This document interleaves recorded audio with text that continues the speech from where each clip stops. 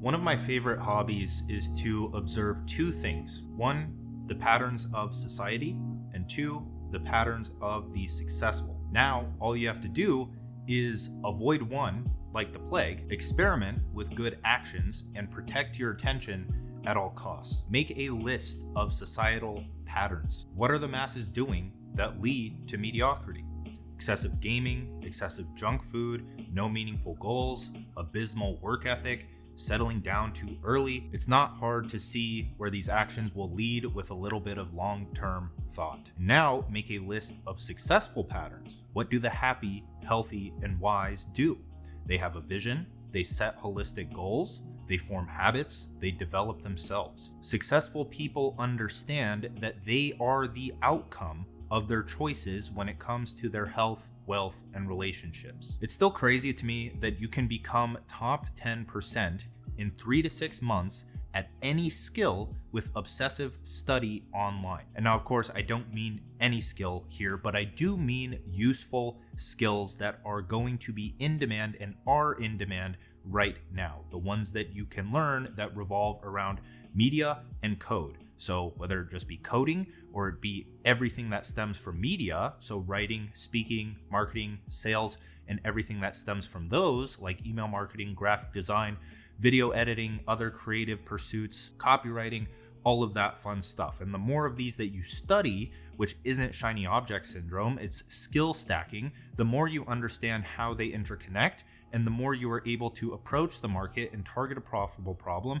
and create a solution that is worth charging big bucks for that people actually want. And so within 3 to 6 months of Obsessive Study, now most people won't be able to do this. I'm mostly talking to the younger people here that don't have an insane amount of responsibilities, but that does not mean that the older people here can't set aside time and do this for an hour. I talked about this in my deep work video, so how to change your life in 6 months, my deep work routine. But for the people that can obsessively study, what I did when I was younger is I locked myself in my room. When I was doing digital art on Instagram, I would be in my room for 6 hours a day. I was in college at the time. I skipped class. I failed all of my classes. I did not fucking care. I wanted to create art. And so I sat in my room. I forgot to eat. I was just glued to the screen, creating whatever I could, posting it to Instagram, and then working to get eyes on my pictures so that I could grow my account. Because I understood the potential for my life. I had been online, I had been studying these people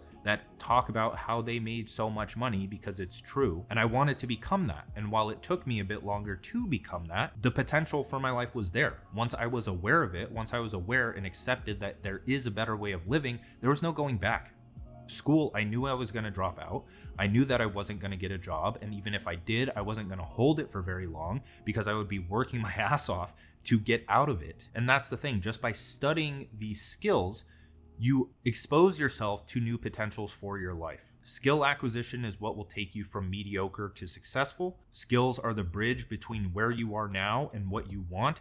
You don't need a degree anymore. The only thing you need is what's in your hand, your phone or your computer. And the greatest threat to your potential is to stop learning after graduation. Learning is the foundation of the human experience. You're learning unconsciously, whether you know it or not, right? You had to learn without being conscious of the fact that you're learning something in order to learn to walk, learn to speak, going to school, picking up language from other people. And so people don't really realize this, but you didn't learn the language by studying it, right? And so that's the thing here, is that most people don't know how to learn, but learning is so important at bringing and sustaining a meaningful dopamine source in your life. So to learn, you do not watch endless tutorials. You do not endlessly learn about a topic just to retain 0% of knowledge about it. Hoarding knowledge is a societal pattern, not a successful pattern. So if you want to learn faster, don't start learning. Outline a project, start building it out, and learn along the way. Too many people get trapped in tutorial hell, stacking up useless knowledge as brain fog. Start,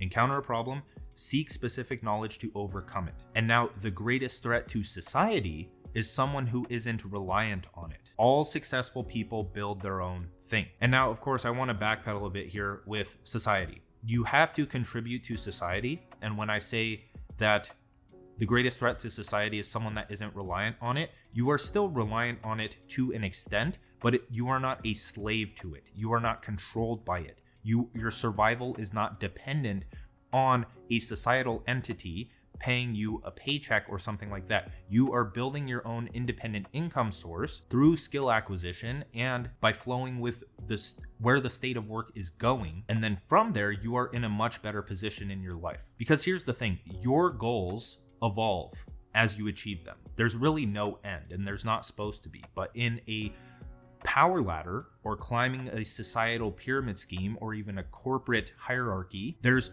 always a cap. There's a cap on your income. There's a cap on the challenge that you are going to face in your job. There is a cap in how high you can make it in that status ladder. And so because of that, entrepreneurship is the only logical option for long-term thinkers. I'm going to make a post on this because I saw someone mention that entrepreneurship is overrated. Everyone is an entrepreneur. Some people just don't realize it. Some people don't get paid for the value that they have to provide. It isn't something that you choose to do. It is a way of life, and whether you lean into it or not. Another thing here is that challenge, right? Challenge. A consistent string of challenges attached to goals is what brings meaning and fulfillment into your life. Once you achieve a goal and you don't set another one, or there isn't one that is revealed to you because you didn't actually achieve the full goal, then that's where boredom and anxiety come into play and start to rule your life. So to join the 1% in record time, observe society, do the opposite, align action with goal, acquire high value skills, and use entrepreneurship as your vessel. Successful people think on 10-year timescales. Mediocre people think on 2-week timescales. Start building. So as always, a YouTube outro, like, subscribe, links in the description. If you want to learn a high value skill, I would recommend picking up 2-Hour Writer.